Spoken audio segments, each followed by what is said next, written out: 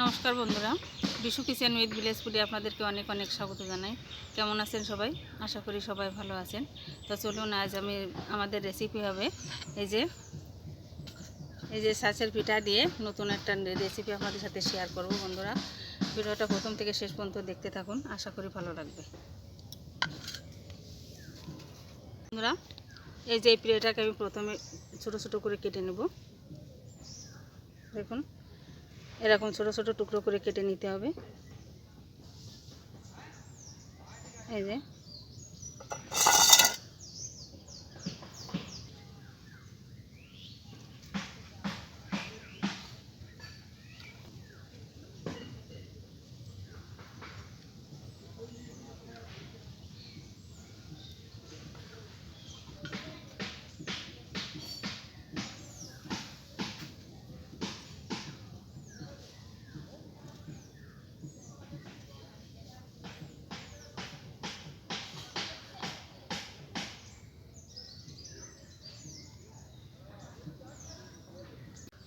দেখুন বন্ধুরা, সবগুলো পিঠেকে আমি এরকম ছোটো ছোটো করে কেটে নিয়েছি।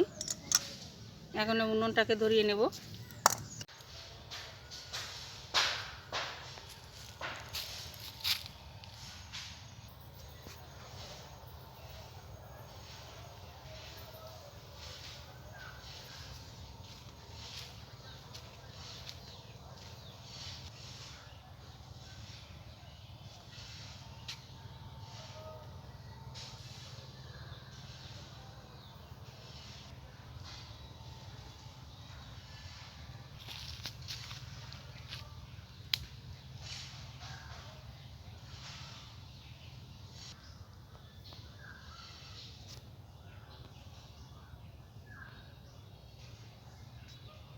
উনুনটা ধরে গেছে, আমি কড়াইটা বসিয়ে দিচ্ছি।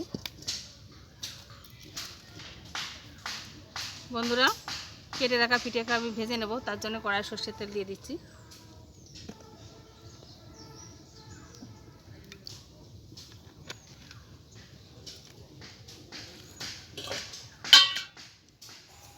বন্ধুরা দেখুন, এই পিঠেগুলোকে আমি কেটে নিয়েছি, কিন্তু এই পিঠেগুলো ধোয়ার দরকার নেই, কারণ এত পরিষ্কার করে বানানো।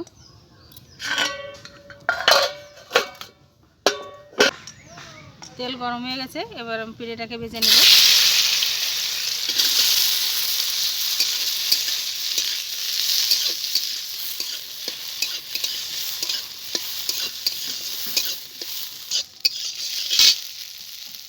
আমি সামান্য একটু লবণ, একটু হলুদ দিয়ে দেবো।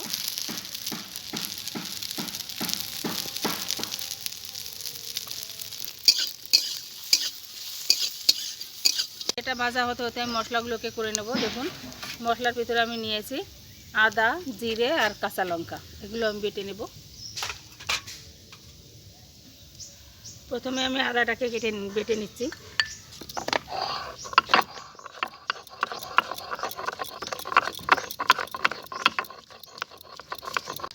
বন্ধুরা, পিঠেটা ভাজা হয়ে গেছে, দেখুন নামিয়ে নিচ্ছি।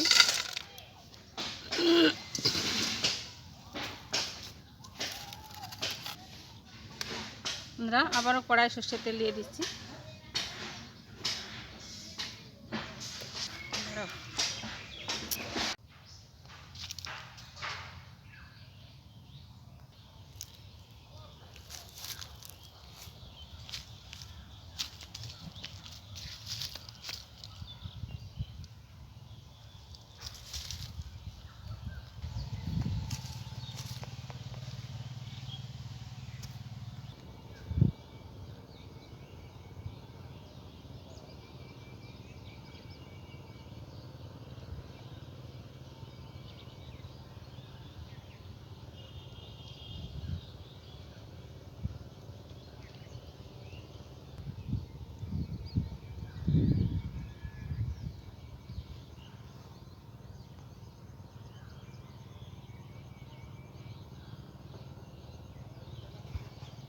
ফোড়নে দিচ্ছি তেজপাতা,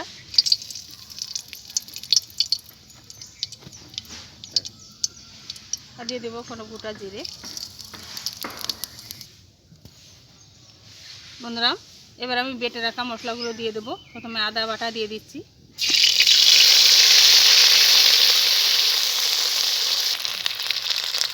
লবণ দিয়ে দেবো।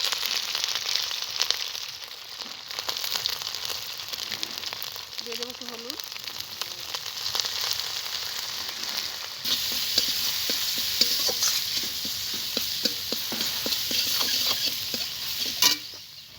এবার এই জিরে আর কাঁচা লঙ্কা বাটাটা দিয়ে দেবো।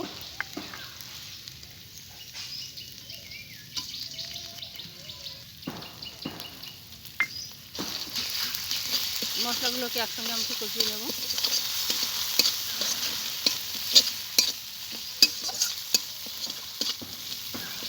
ওরা সামান্য একটু লঙ্কার গুঁড়ো দিয়ে দেবো, এটা আমি দিলাম কালারের জন্য।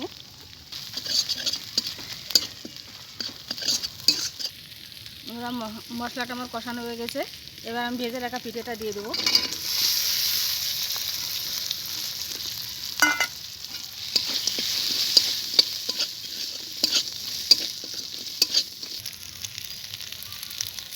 জল দিয়ে দিচ্ছি।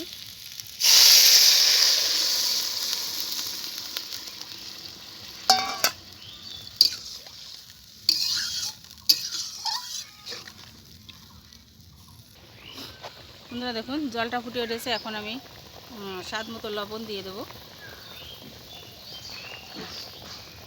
দিয়ে দেবো হলুদ। বন্ধুরা পিঠে তো আমরা কম বেশি সবাই বানাই, কিন্তু সেই পিঠে দিয়ে যায় এরকম একটা রান্না আগে কোনোদিন কেউ করেছেন কিনা কমেন্টে অবশ্যই জানাবেন।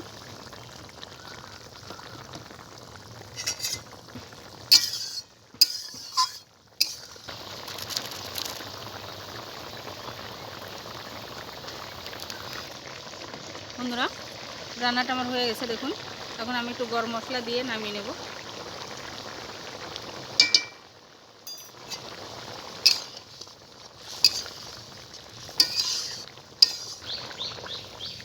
বন্ধুরা রান্নাটা হয়ে গেছে, নামিয়ে নিচ্ছি।